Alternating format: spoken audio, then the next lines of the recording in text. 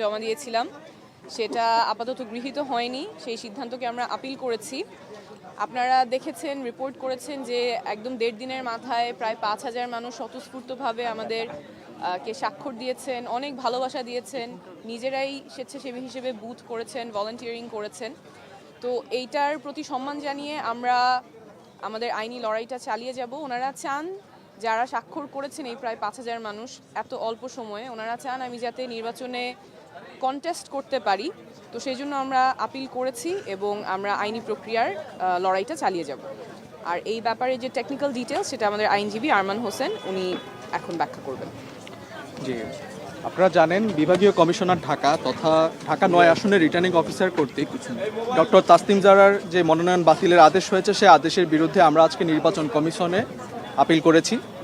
আমরা গণপ্রতিনিধিত্ব আদেশ 1972-এর অনুচ্ছেদ 14 দফা 5 এবং নির্বাচন পরিচালনা বিধিমালা 2008-এর বিধি 5 অনুযায়ী আজকে এই আপিলটি দায়ের করেছি।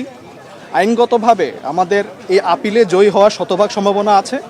আমরা আইনগতভাবে আশা রাখতে পারি, আমাদের সে আত্মবিশ্বাস আছে যে এই আপিলে আমরা জয়ী হয়ে আসব এবং আমরা প্রত্যাশা রাখি যে এই আপিলে জয়ী হওয়ার মাধ্যমে ডক্টর তাসনিম জারা আবার পুনরায় জনগণের প্রার্থী হিসেবে ঢাকা 9 আসনে নির্বাচনের প্রতিদ্বন্দ্বিতা করতে পারবে।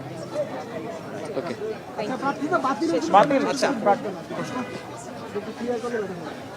দেখুন, প্রার্থিতার বিষয়ে আপনার যেটা হচ্ছে যে নির্বাচন পরিচালনা বিধিমালা এবং সংশ্লিষ্ট আইন অনুযায়ী আপনার 1% ভোটারের যে লিস্টটা আমরা জমা দিয়েছি সেখানে কিন্তু আমরা শতভাগ সঠিক আছি সেই লিস্টে।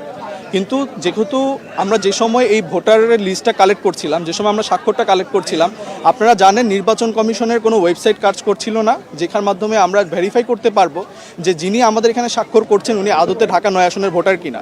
আপনারা এর মধ্যে একটা ইনফরমেশন জানেন যে আমাদের যার স্বাক্ষর নিয়ে নির্বাচন কমিশন অথবা রিটার্নিং অফিসার কর্তৃক একটি প্রশ্ন ছিল, তিনি কিন্তু তার ভোটার আইডি কার্ডে তার ভোটার এলাকা হিসাবে ঢাকা 9 আসনেই কিন্তু তথ্য ছিল।